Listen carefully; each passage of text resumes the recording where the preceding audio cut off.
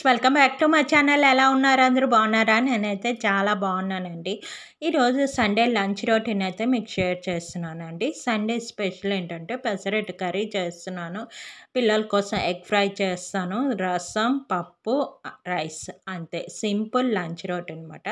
ఇప్పుడు పెసరట్టు కర్రీ అయితే మీకు షేర్ చేస్తున్నాను. చాలామందికి తెలిసే ఉంటుంది, ఎవరికైనా తెలియకపోతే తెలుస్తుంది. ఓకేనా? పెసరపప్పు 1 అవర్ ముందు నానబెట్టుకొని ఉంచుకొని తర్వాత అది గ్రైండ్ చేసుకుంటాం. అట్టు ముద్దలా కాదండి, కొంచెం థిక్గా చేసుకుంటే మనకి పెసరట్టు కర్రీకి బాగుంటుంది. మరీ పల్చగా పెసరట్లాగా చేయకూడదు అన్నమాట, కొంచెం దలవరగా చేసుకోవాలి.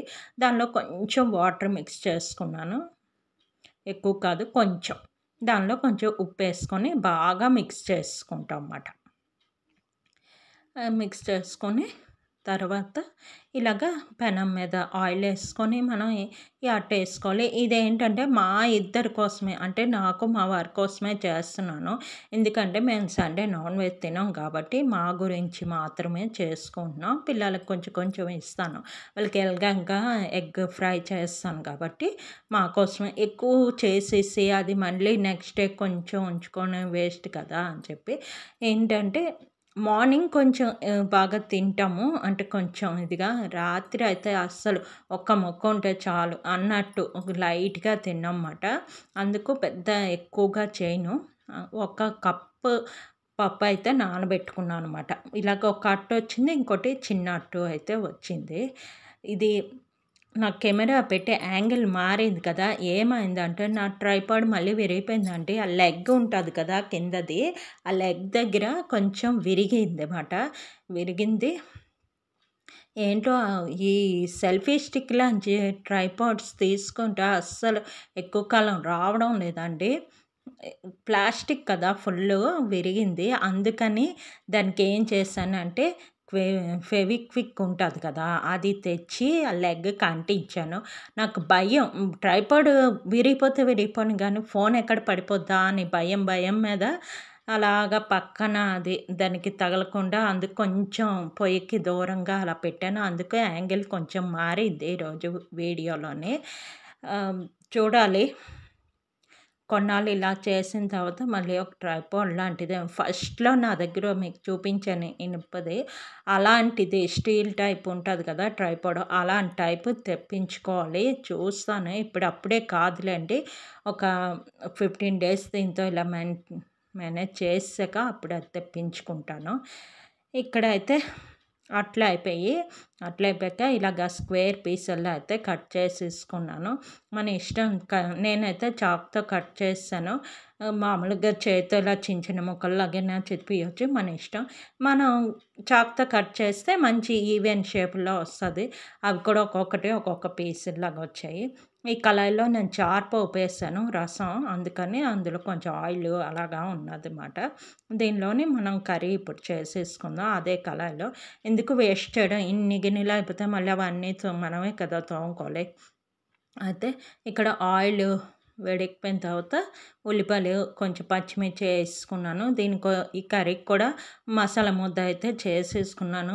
అన్నిటికీ మనం చికెన్కి మటన్కి ఏ మసాలా గ్రైండ్ చేస్తామో అదే ఉల్లిపాయ, అల్లం వెల్లుల్లి, నెక్స్ట్ ధనియాలు, దాల్చిన చెక్క, లవంగ, కొంచెం జీలకర్ర వేసుకొని గ్రైండ్ చేస్తాను అనమాట.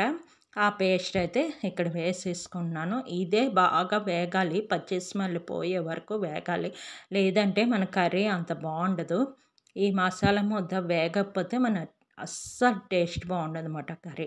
ఇది కొంచెం నీరు వస్తున్నట్టు అయిన తర్వాత టమాటాలు వేసుకుంటాను. వేసి ఇది మనం బాగా ఫ్రై చేసుకోవాలి. తర్వాత ఎగ్స్ కూడా ఉడకబెట్టేసాను పిల్లల కోసం. ఎగ్ కొంచెం ఇలా కట్ చేసి పెనం మీద వేస్తాను. వాళ్ళకి కర్రీ చేస్తానంటే కర్రీ వద్దు అన్నారు, కర్రీ తినలేము అన్నారు.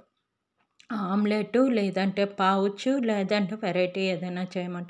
అందుకని నేను ఏం చేస్తానంటే ఎగ్ ఉడకపెట్టేసి ఇలాగ హాఫ్ కట్ చేసి వేపేద్దామని చెప్పేసి ఎగ్స్ అయితే ఉడకపెట్టేసి ఉంచాను. ఈ కర్రీ అయిపోయిన తర్వాత ఈ కర్రీ పక్కకు తీసి అప్పుడు అది చేస్తాను. ఎందుకంటే నాకు ఇటు అటు కలిసిపోతుందని భయం అండి. అందుకని నేను వెజ్ కర్రీ చేస్తున్నాను. మెయిన్ నేను తిననప్పుడు నేనని కాదు, ఎవరైనా నాన్ వెజ్ తినము అన్నప్పుడు నాకు అలా కలిపి ఇటు ఆ పొయ్యి మీద, అటు ఈ పొయ్యి మీద చేయడం నాకు ఇష్టం ఉండదు. అందుకు వెజ్ ఫుల్ చేసి అది ఒక సైడ్ పెట్టేసిన తర్వాత నాన్ వెజ్ చేస్తానన్నమాట. అప్పుడు ప్రాబ్లమ్ లేదు. పొరపాటున గరిటె ఇటు అటు కలిసిందనుకోండి, ఇంకా మనం చేసిన కర్రీ కూడా తినలేమన్నమాట.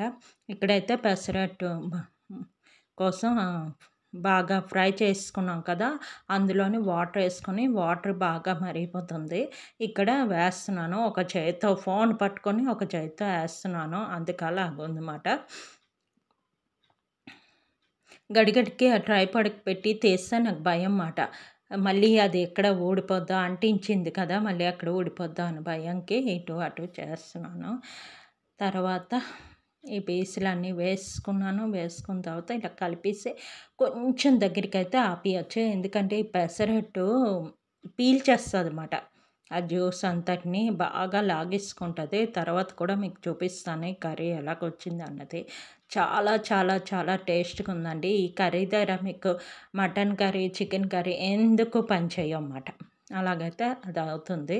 అది అయిపోయింది. అది పక్కన తీసి పెట్టేసాను. తర్వాత ఇప్పుడు పిల్లల కోసమని ఎగ్ ఫ్రై చేస్తున్నాను. ఇది నేను కెమెరా పెట్టడం మర్చిపోయాను ఆన్ చేయడం. ఇది ఎగ్స్ ఉడికిపోయిన తర్వాత తొక్కలు తీసుకుంటాం. తొక్కలు తీసి ఇలా హాఫ్ కట్ చేశాను. హాఫ్ కట్ చేసిన తర్వాత పిండి ఏంటంటే బియ్యపిండి కొంచెం ఉప్పు, కారం, పసుపు అంతే. ఈ 4 బాగా మిక్స్ చేసుకుంటాం. కొంచెం వాటర్ అయ్యేలాగా. ఎందుకంటే మనకు కోటింగ్ సరిపోయేలాగా. ఎక్కువ పల్చగా చేసుకోకూడదు. అలాగా చేసుకొని పైన మనకి ఎల్లో ఉంటది కదా! అటువైపు బాగా అంటేలాగా. కింద వైపు మనకి జారిపోద్ది. మనం ఎంత పెట్టినాని స్మూత్‌గా ఉంటది కాబట్టి, మనం ఎంత పిండి పెట్టినా జారిపోద్ది. అందుకు మీద వైపు మనం కొంచెం అంటేలాగా, ఎక్కువ అంటేలాగా చేసుకోవడమే. కిందన మనం ఎంత పెట్టినా కూడా అంటదు ఎగ్‌కి. అది స్మూత్‌గా ఉంటది కదా! జారిపోతది. ఇలాగ అన్ని ఎగ్స్‌కి అయితే నేను పెట్టేసాను. పిల్లలకి 4 ఎగ్స్ మాట. మార్నింగ్ 2 ఎగ్స్, ఈ నైట్‌కి 2 ఎగ్స్ అని చెప్పి 4 ఎగ్స్. అంటే ఇవి 8 పీసెస్ వచ్చాయన్నమాట. ఇలాగ ఒక్కొక్కటి పెనం మీద అయితే వేసుకుంటున్నాను. ఇలా కలిపేసుకొని ఇదిగోటి ఇలా పెనం మీద అయితే వేసుకుంటున్నాను. వేసుకొని అవి ఒక పక్క ఒక దగ్గర 3, 4 మినిట్స్‌లో అయిపోతది. తర్వాత రెండో పక్క తిప్పేసుకోవడమే. సింపుల్ మాట ఎగ్ ఫ్రై. ఎక్కువగా పిల్లలు ఇదే కావాలి, అదే కావాలి అని పేచీ ఉండదండి. ఏదైనా పెట్టేస్తే తినేస్తారు. ఇంచుమించు సండే చెయ్యనమ్మా అని కూడా అంటే కూడా పర్వాలేదు. వెజ్ కర్రీ వాటితోని తినేస్తారు. ఇదిగోటి రెండో పక్క అయితే ఇలాగుంటది. పూర్తిగా మనకి పిండిలాగా ఉండదు. ఇలాగుంటదనమాట. దాని మీద కొంచెం ఆయిల్ వేసి ఇటు అటు తిప్పేసుకున్నాను. తిప్పేసుకున్న తర్వాత రెడీ అయిపోద్ది. కొంచెం వేడి తగిలితే బాగుంటుంది అంతే. మీరు ఇంకా ఏంటి సండే ఎటు వెళ్ళారా ఏంటా అన్నది చెప్పండి. మేమైతే ఎక్కడికి వెళ్ళలేదండి. కొంచెం కొంచెం గాలి, వర్షం అలా పడుతుంది కదా! ఒక్కొక్కసారి వర్షం పడిపోతుంది. అసలు బీచ్‌కి వెళ్దాం అనుకున్నాము. కొన్ని వరలక్ష్మి వ్రతంవి అవి ఆకులు, మామిడి ఆకులు అవన్నీ ఉన్నాయి. కొంచెం పువ్వులు అవన్నీ కొంచెం కలపవలసి ఉండేది. వెళ్ళాలి, చూస్తాము. ఎప్పుడో చూసుకొని వెళ్ళాలి. సెలవు రోజుల్లోనే అవుతుంది కదా! తర్వాత ఇదిగోటి ఇలాగైతే ఎగ్స్ అయిపోయాయి. తర్వాత ఇదిగోటి పెసరట్టు కర్రీ చూపిస్తానన్నాను కదా! చూసారా ఎంత పీల్ చేసిందో. పెసరట్టు కర్రీ, తర్వాత ఇంకోటి రసం, ఒక టమాటా వేసి రసం. ఈ పప్పు అయితే నిన్న చేసింది అది ఉందన్నమాట. పప్పు, ఇంకా రైస్. ఇది మా సింపుల్ లంచ్ రొటీన్. ఇది నా ప్లేట్ మాట. అన్నం, పప్పు అండ్ పెసరట్టు కర్రీ, పిల్లలకి ఎగ్ ఫ్రై. అంతే సింపుల్ లంచ్ రొటీన్ అండి.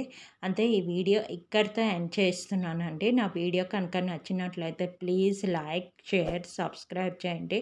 ఇంకో మంచి వీడియోతో మళ్ళీ కలుస్తాను. Okay, bye.